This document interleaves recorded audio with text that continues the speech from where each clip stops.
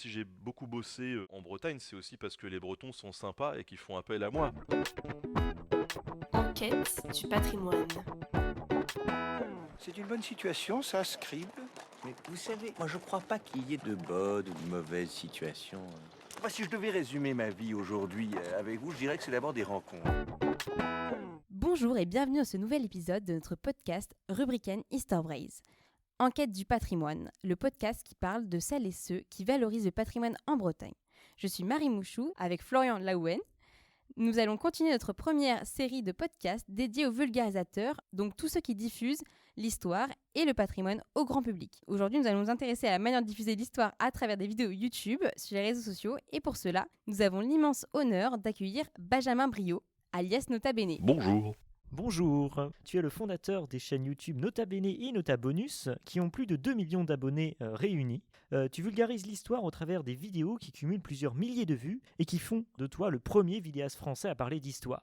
Tu t'es également lancé dans la publication d'ouvrages comme les Vikings, les Samouraïs et des BD de vulgarisation qui ont un grand succès en librairie. Pour commencer, est-ce que tu peux rapidement présenter ton parcours ? Mon parcours, c'est un parcours un petit peu alambiqué. Donc à l'époque, j'ai fait un bac électronique suivi naturellement d'un début de fac d'histoire. Parce que c'est la continuité logique qu'on attend. Fac d'histoire dans laquelle je suis pas resté très très longtemps. Je suis resté seulement quelques mois. J'y avais été par curiosité parce que j'aimais bien l'histoire et que j'avais envie un peu d'approfondir tout ça. Ça m'a beaucoup plu, mais la vie fait que j'ai pu rencontrer un réalisateur qui m'a fait découvrir tout le domaine de l'audiovisuel. Et moi qui étais passionné de cinéma depuis que j'étais gamin, j'ai foncé là-dedans. Et donc j'ai troqué les bancs de la fac pour ceux d'un BTS, et donc j'ai fait un BTS audiovisuel, ce qui m'a permis ensuite de travailler dans une société de production pendant près de 6 ans en tant que caméraman, monteur, et finalement d'apprendre ce qu'allait devenir un peu mon métier par la suite avec Nota Bene, c'est-à-dire la vulgarisation, puisque dans ces milieux-là, on travaillait beaucoup sur des domaines documentaires, sur de la documentation des institutions publiques, privées, dans tous les secteurs. Ça pouvait être la santé, la chimie, le marketing, la culture, et donc il fallait assez rapidement que j'assimile des discours parfois un petit peu complexes en tant que monteur pour les restituer au grand public. Typiquement, souvent, il y a cet exemple de on va faire une interview de 2 heures d'une chimiste et moi, on me dit Ben, il faut que tu en fasses une vidéo de 3 minutes, que le grand public puisse comprendre ce qu'elle nous dit. Là, il y a une capacité à avoir de prendre le discours, de le digérer, de le synthétiser et de le restituer sans le tronquer. Et ça, en fait, sans le savoir, en fait, je faisais déjà de la vulgarisation. Donc 2014, quand j'ai envie de me lancer sur YouTube à travers ce projet personnel au début, qui va déraper, eh bien c'est ce que je fais sur l'histoire. J'essaye de renouer avec ce que j'avais commencé sur les bancs de la fac. Comme ça, je me dis que je vais apprendre des trucs tout en m'amusant, en le partageant avec le public.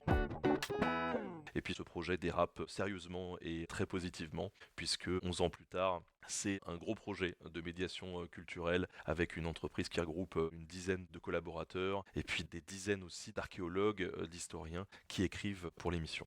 Super, merci pour cette réponse très complète. Et donc on se demandait concrètement comment ça se passe la réalisation d'un épisode, comment vous choisissez les sujets, quelles recherches vous effectuez et comment vous trouvez les informations en général.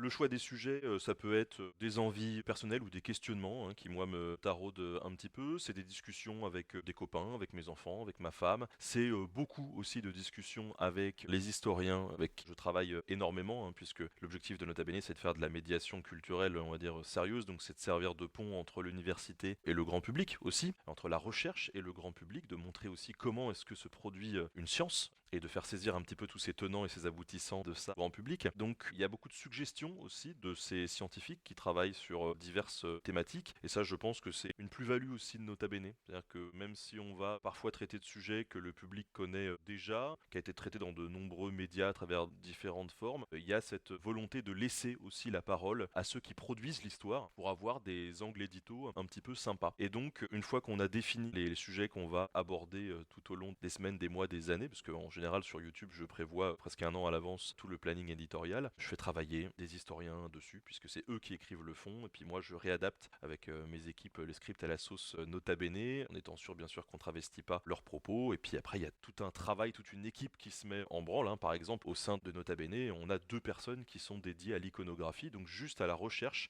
des images qui vont pouvoir illustrer les propos. Et puis Nota Bene, ça n'est pas en plus qu'une chaîne YouTube, c'est aussi du podcast, c'est des ouvrages comme vous l'avez mentionné, c'est tous les sujets qu'on peut aborder sur les réseaux sociaux à travers des capsules courtes. Donc tout ça, c'est beaucoup de travail et donc ça nécessite d'être bien préparé, bien cadré et donc de travailler de concert avec ces scientifiques. Merci beaucoup pour cette réponse et tous ces détails sur la préparation des épisodes. Maintenant, donc plus précis, tu as parlé plusieurs fois de la Bretagne dans tes vidéos. Pourquoi avoir choisi finalement cette région et est-ce que selon toi, tes vidéos permettent de valoriser la Bretagne? De prime abord comme ça, j'avais pas conscience d'avoir plus parlé de la Bretagne que d'une autre région. Alors peut-être que ça a été le cas à un moment donné, peut-être c'est parce que la Bretagne c'est une terre d'histoire et de légende comme beaucoup d'autres terres, mais il faut savoir que les reportages notamment qu'on peut faire, si je me déplace à un endroit, c'est parce que j'ai été sollicité. Donc tout simplement, peut-être que si j'ai beaucoup bossé en Bretagne, c'est aussi parce que les Bretons sont sympas et qu'ils font appel à moi. Il y a peut-être de ça aussi. En tout cas, l'histoire de la Bretagne, c'est sûr, elle est très riche et c'est toujours passionnant de pouvoir l'aborder, parce qu'en plus, pendant longtemps, jusqu'à la période médiévale, on va dire, il peut y avoir une rivalité avec le royaume de France et donc c'est bien, c'est du pain béni pour moi en fait, pour mettre un petit peu de profondeur dans cette histoire que l'on apprend souvent et qu'on a l'impression de saisir à travers une France qui serait un bloc qui n'a jamais bougé en fait. Quand on aborde l'histoire de la Bretagne, on voit que l'histoire de la Bretagne, ça n'est pas l'histoire de France non plus. Il y a des divergences, il y a des propres luttes de pouvoir internes à la Bretagne. Il y a peut-être un affect aussi. C'est rigolo, mais j'ai fait un peu de généalogie et y compris des tutos de généalogie. Et moi, ça m'a fait rire parce que je suis remonté à un moment donné dans mon arbre généalogique où je suis tombé sur des aristocrates, ce qui est vraiment pas le truc le plus répandu dans mon arbre généalogique. J'en ai trouvé un à un moment donné. Et ce qui est chouette, c'est qu'à partir de là, tout s'est débloqué dans l'arbre généalogique. Et je suis tombé sur quelqu'un qui avait déjà fait le travail, donc j'ai récupéré son travail. Et j'aurais, dans les ancêtres extrêmement lointains, Salomon, roi de Bretagne. Donc voilà, ça me fait marrer de dire ça, même si statistiquement, si on s'intéresse tous un peu à notre généalogie, on a tous des gens un peu célèbres dans nos arbres généalogiques, hein, et c'est mathématique. Donc voilà, moi ça m'a fait marrer de tomber sur Salomon, roi de Bretagne. Comme quoi tout est lié à la Bretagne finalement.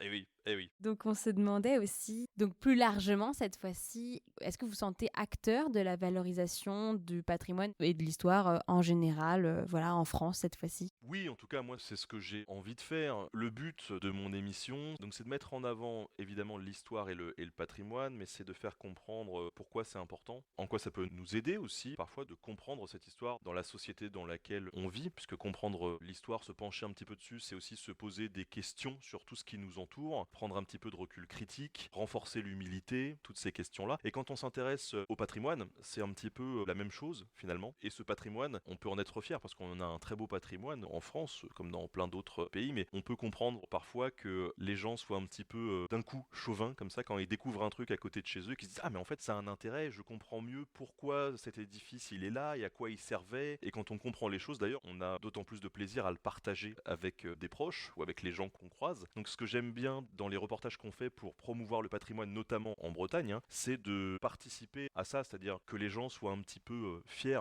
de ce qui les entoure et de pouvoir transmettre aussi ces connaissances parce que c'est ludique, ça peut nous servir aussi dans la vie de tous les jours. En tout cas, on voit sur les réseaux sociaux à chaque fois que les gens sont heureux qu'on parle un petit peu de chez eux. Et c'est normal parce que souvent, l'attention médiatique sur tous les sujets, hein, je parle pas spécifiquement en histoire, mais se concentre sur les grandes villes et principalement sur Paris. Et je pense que le rôle aussi de l'histoire, c'est de s'évader, c'est de découvrir d'autres choses. Et cette autre chose là, c'est tout le reste de la France quand même. Et puis ça montre que justement, il n'y a pas que Paris, même si Paris c'est hyper intéressant que je travaille aussi dessus. Là, les gens se disent ah bah voilà, moi aussi j'existe, moi aussi j'ai du patrimoine près de chez moi. Nous aussi, on a une histoire. Par exemple, quand j'ai bossé à Rennes sur Rennes pendant l'Antiquité, il y a beaucoup de gens qui ont réagi très positivement à cet épisode-là parce que c'est des choses dont on parle pas souvent et qui sont néanmoins hyper intéressantes. Merci donc beaucoup pour cette réponse. Maintenant sur plutôt ton ressenti, est-ce que tu te définis comme un youtubeur, un médiateur, un vulgarisateur, un créateur de contenu ou autre, ou tous à la fois? Bon, un peu tout ça à la fois, c'est-à-dire que moi je suis pas très... je sais que chacun trouve ses appellations, il y en a un qui préfère certains trucs. Moi c'est vrai que je dis créateur de contenu souvent, mais médiateur ça me va très bien. Pour moi je fais de la médiation en fait, hein. Je fais de la médiation culturelle, mais sur différents supports, et c'est ça qui est important. Et d'ailleurs quand je parle de mon travail, je parle d'abord de mon projet de médiation. C'est comme ça que je le définis, parce que le reste ça peut être un peu réducteur peut-être. Quand on parle de youtubeur, évidemment c'est une facilité de langage, parce que c'est ce qui s'est répandu dans les médias comme appellation, mais youtubeur ça implique de travailler sur YouTube et pas ailleurs. Or je suis sur plein de plateformes, aujourd'hui on est même à la télé hein, avec l'équipe, puisqu'on fait du docu pour la télé. Donc oui, créateur de contenu, médiateur, en tout cas cette idée de passeur et de passerelle, c'est quelque chose qui moi m'anime beaucoup et qui me motive au quotidien. Ce qui est important pour moi, surtout, c'est de pouvoir montrer que l'histoire, elle est quand même plurielle et accessible. Ça, c'est un discours que je tiens depuis plusieurs années et que je pense que je tiendrai encore. Pendant longtemps, cette histoire, elle a été vue comme une histoire des puissants, une histoire des rois, des reines, une histoire bataille. Je ne crache pas du tout sur ce type d'histoires qui sont hyper intéressantes et qu'il faut continuer à faire. Et d'ailleurs, je le fais sur Nota Bene parce que j'aime ça aussi. Mais l'histoire, c'est bien plus que ça. C'est aussi une histoire politique, sociale, culturelle, économique, scientifique. Et moi, ma volonté depuis plus de 10 ans à travers Nota Bene, c'est de montrer que cette histoire, elle n'est pas élitiste. C'est une histoire qu'on peut partager, c'est une histoire à laquelle on peut s'intéresser, même si de prime abord on se dit l'histoire c'est pas pour moi, même si de prime abord chacun n'a pas une passion dévorante dans la vie, en tout cas il peut avoir des centres d'intérêt, et ces centres d'intérêt là peuvent trouver complètement un écho dans l'histoire. Peu importe ce qu'on aime, on peut trouver un truc dans une émission d'histoire qui se raccroche à nos centres d'intérêt, à nos passions. Moi c'est ça que je trouve absolument formidable dans mon métier, c'est que je peux absolument parler de tout. Très bien. Et donc, qu'est-ce que tu dirais à quelqu'un qui dit bah non, on peut pas être médiateur parce qu'on n'a pas fait d'études d'histoire? Est-ce que toi, ça te paraît essentiel quand même d'avoir des bases dans ce domaine? Quel est ton avis là-dessus? Moi je dis que c'est préférable. Je veux dire, à partir du moment où tu abordes un sujet, où tu te lances dans une thématique, c'est quand même mieux d'avoir un suivi, un cursus, une formation, pour avoir, je dirais, une bonne ligne de conduite, les bons réflexes, la bonne méthodologie pour parler de ce que tu as envie de parler. Maintenant, c'est pas obligatoire. Moi-même, je n'ai pas de diplôme d'historien.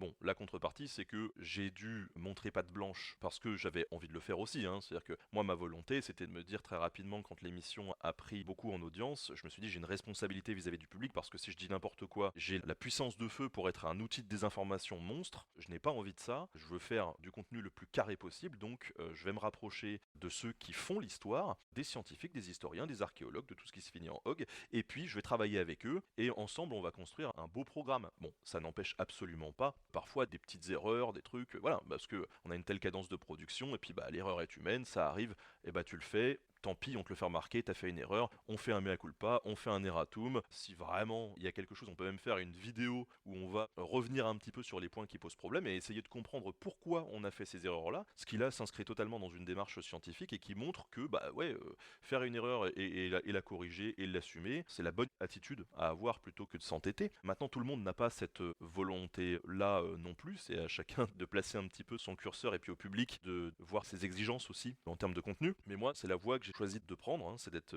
transparent avec le public et de pouvoir avoir ce recul sur mon propre travail. La chance que j'ai eue aussi, ça a été d'être parmi les premiers à faire ça sur YouTube et donc d'y aller pas à pas. Et si j'avais quelques bases quand même de méthodologie critique, même que j'avais approché très légèrement à la fac d'histoire, c'est pas 6 mois de fac qu'on fait de moi un historien, ça m'a posé quand même quelques petites bases qui m'ont permis d'éviter de tomber dans certains pièges. Mais cette méthodologie, je l'ai acquis au fur et à mesure du temps et aussi en collaborant au fur et à mesure avec des historiens qui ont eu la gentillesse aussi de m'accompagner et puis des fois de me dire bon bah là Ben, ton émission elle était pas mal mais tu sais peut-être que ça aurait été plus intéressant de faire comme ci comme ça, nous dans la méthodologie des historiens on procède comme ci comme ça. Moi ça m'a permis de prendre les choses sereinement, d'avancer, de m'améliorer et d'arriver à mener l'émission là où elle est aujourd'hui en termes d'exigences techniques et scientifiques. Voilà, j'ai envie de dire que c'est pas obligé d'être diplômé, c'est toujours préférable, mais derrière en tout cas quand on publie des choses sur internet, souvent c'est que bah, on a envie de bien faire les choses, donc il faut se donner les moyens de bien faire les choses et donc de bien se renseigner et de pas hésiter à être critique et humble vis-à-vis de sa propre démarche. Voilà.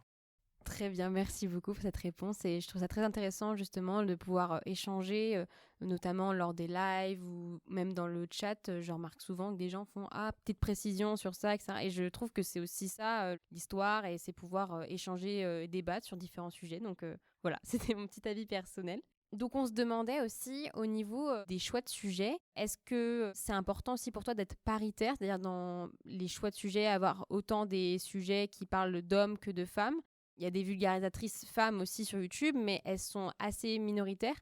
Est-ce que tu as un avis là-dessus? Est-ce que tu penses qu'il devrait en avoir plus, par exemple?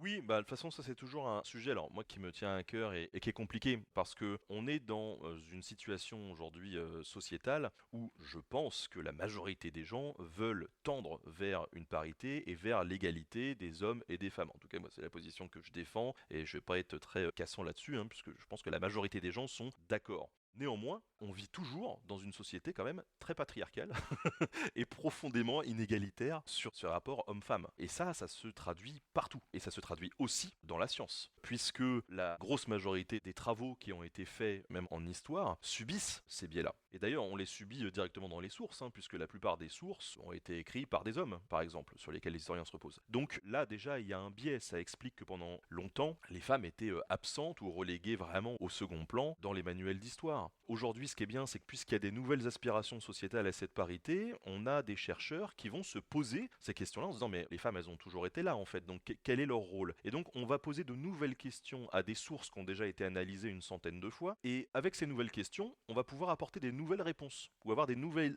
grilles d'analyse qui sont hyper intéressantes et qui vont pouvoir révéler des choses. Ce qui explique que depuis quelques années, on a un boom des articles autour des femmes dans l'histoire en fait, et de leur rôle à différents échelons de la société. Et moi, je trouve ça formidable. Et souvent, voilà, ça m'amuse quand je vois des gens qui réagissent en disant mais attendez, ça c'est le progressisme qui vient déformer l'histoire. Et...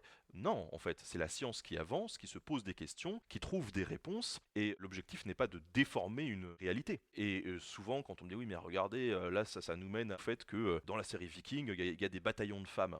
Bon, ok, si on se penche un peu sur la science et ce que disent les historiens, les archéologues, il y a des traces de femmes de pouvoir dans les sociétés scandinaves. En revanche, il n'est pas établi qu'il y avait des bataillons de femmes vikings à l'époque. Pourquoi on les a foutus dans la série Viking? Parce que c'est une fiction, et que cette fiction très moderne reprend les aspirations sociétales très contemporaines qu'on a tous et les questions qu'on a, et on a envie de donner un rôle prépondérant aux femmes, et moi je trouve ça chouette de voir des femmes qui cassent des bouches avec des haches.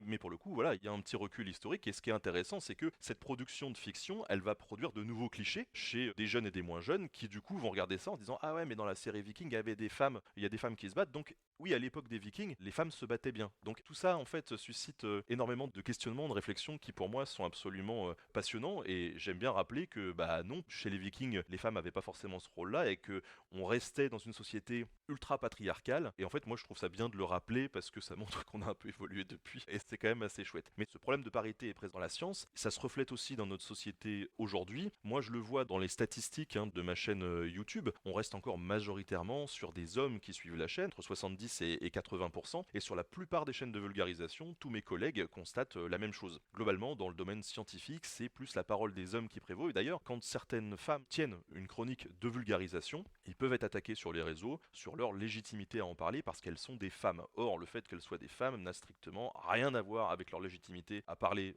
de ces sujets-là. Là, on est face à des réactions de gens qui sont réactionnaires et qui défendent un point de vue très passéiste, en fait. Mais ça, j'ai envie de dire que ça reste peut-être une minorité bruyante, en tout cas je l'espère, qui reflète pas ce que doit être notre futur commun. Donc je regrette qu'il n'y ait pas plus de femmes vulgarisatrices aujourd'hui, clairement, mais en même temps je le comprends parce que c'est quelque chose de compliqué. Et j'ai pas mal de copines qui font ce métier-là aussi, qui ont été les premières à essuyer les plâtres, qui s'en sont pris quand même beaucoup dans la tronche ces dernières années parce qu'il faut pouvoir supporter toutes ces critiques qu'on reçoit. Mais le fait qu'elles aient été là, ça a motivé aussi d'autres femmes à se lancer par la suite. Il y en a de plus en plus et je trouve ça vraiment chouette et j'aimerais qu'il y en ait plus.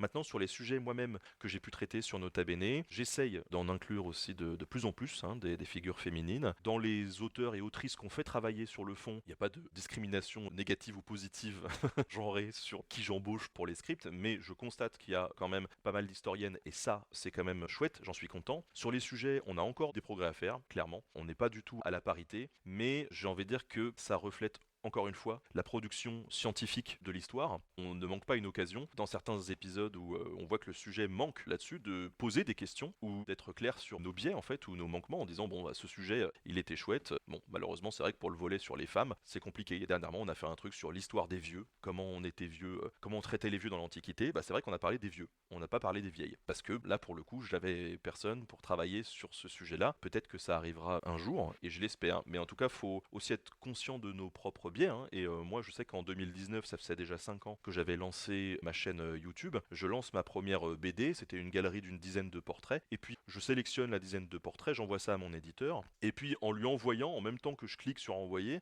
je me rends compte, je me dis bah merde, en fait j'ai sélectionné que des mecs. Je lui renvoie un mail et je lui dis écoute, attends 2 secondes avant de valider ça, je te renvoie une liste avec des nanas aussi, quoi, parce que c'est important qu'on ait aussi des femmes. Je lui dis je vais refouiller mes scripts Nota Bene, et puis je te dis. Et en fait, j'ai pris 50 scripts Nota Bene, et là je me suis rendu compte avec horreur que en fait, je parlais pas des femmes, quoi. Je parlais pas des femmes alors que moi j'étais sensibilisé quand même à ça, et j'étais sensibilisé aux inégalités de genre, que j'étais vraiment informé en fait sur tous ces sujets de soucis de parité. Et là je me suis dit mais si moi qui suis sensible à ces sujets-là, j'ai pas vu ça devant mes yeux, il y a un problème. Bon, et du coup j'ai corrigé les choses, j'ai lancé des scripts sur les figures féminines, et depuis j'essaye de faire attention, même si on n'est pas parfait, mais il faut être conscient de ses propres biais-là aussi. On est les héritiers d'une éducation. Cette éducation, collectivement, elle évolue de manière progressive, et il faut un peu de temps, et j'espère qu'on va tous dans le bon sens.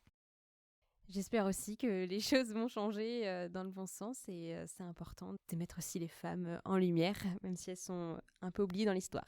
Donc, comme dernière question, le mot de la fin, est-ce que la vulgarisation est un bon moyen pour donner envie de travailler dans les métiers liés à l'histoire ou encore au patrimoine? Moi, je pense que la vulgarisation peut être un bon moyen oui, pour intéresser les gens et leur donner envie de travailler là-dedans. En fait, pour moi, c'est sans doute une de mes plus grandes fiertés, c'est-à-dire que ça c'est un peu le goal, quoi. Quand je reçois un petit message sur Instagram de quelqu'un qui me dit ah Ben, je t'ai découvert quand j'avais 11 ou 12 ans, et puis maintenant je suis à la fac et je suis en master. Bon, déjà ça me donne un petit coup de vieux, mais ensuite, moi je me dis merde, j'ai participé. Alors peut-être que la personne, c'est pas entièrement ce qui l'a motivé, hein, je me doute bien de ça, mais je me dis si à notre échelle on a pu participer à éveiller cette curiosité-là, et à transformer l'essai jusqu'à ce que la personne embrasse une carrière scientifique, c'est cool, quoi. Moi, je suis heureux. Alors après, je suis aussi heureux quand une personne juste peut s'évader quelques minutes de son quotidien, voilà, qui se dit bon bah là la journée a été difficile, je vais me mater un petit épisode Nota Bene et puis ça va me voilà changer les idées. Rien que ça déjà, moi je suis content. Pour moi, la mission elle est remplie. Mais c'est sûr que le goal ultime, c'est d'arriver à susciter des carrières. Donc c'est pas non plus pour chaque personne qui regarde Nota Bene. C'est déjà arrivé. En tout cas, on le sait parce qu'on a reçu des messages, et ça c'est vrai que ça fait plaisir. Moi, dans tous les cas, je pense que c'est important de pouvoir stimuler un peu la curiosité de tout le monde, de proposer des contenus qui soient intelligents, simples mais pas simplistes. Et ça, je le dis souvent, mais il y a ce dédain parfois que peuvent avoir certaines personnes, se disant oui, mais les gens, ils vont pas aimer les émissions longues, trop techniques, trop voilà. Mais en fait, les gens sont pas cons en fait. Et puis ils consomment ce qu'ils veulent au moment où ils le veulent. C'est pour ça que sur Nota Bene, on a des vidéos TikTok qui durent 2 minutes, qui sont faciles à consommer et qui demandent pas beaucoup d'énergie. Et puis à côté de ça, on a des entretiens qui durent 2 heures, où on va rentrer dans le vif du sujet avec des historiens, des archéologues. Moi, suivant la période dans laquelle je me trouve, suivant l'horaire de la journée, suivant le contexte dans lequel j'écoute une émission, j'ai parfois envie juste de consommer du TikTok, et parfois j'ai envie de me consommer un bon podcast de 2 heures. Donc je pense que les gens sont curieux de nature, et avoir une belle offre de vulgarisation, ce qui est le cas dans le milieu francophone sur les réseaux sociaux, parce qu'on a la chance d'avoir un bel écosystème autour de l'histoire, mais pas que, autour des sciences en général. Je trouve ça chouette, c'est une vraie chance, et quand je vois le nombre de gens qui se lancent aujourd'hui, même en amateur, dans cette vulgarisation, bah ça fait chaud au cœur. Et sachez que vous aussi en Bretagne, vous avez des créateurs de contenu spécialisés sur la Bretagne qui font du très bon boulot. Oui, on a notamment interrogé un influenceur qui fait des petites vidéos sur Instagram et qui met en avant quelques bâtiments rennais notamment. Donc voilà, on essaie de donner la parole aux gros influenceurs et médiateurs, et aux plus petits aussi, pour que tout le monde se retrouve. Voilà. Et juste un petit mot, je pense qu'il y a vraiment eu une génération Stéphane Bern et une génération peut-être Nota Bene dans les personnes qui consomment de YouTube et des choses liées à l'histoire. Ah, merci. Merci beaucoup Benjamin d'avoir pris du temps pour répondre à nos questions. Grâce à toi, on a pu mieux comprendre ce qui se cache derrière Nota Bene et derrière ta chaîne YouTube. Merci beaucoup de nous avoir écoutés, et à bientôt pour un nouvel épisode. Merci Benjamin. Merci pour l'invite. L'épisode touche à sa fin. Merci de nous avoir écoutés. On se retrouve la semaine prochaine pour une nouvelle enquête du patrimoine.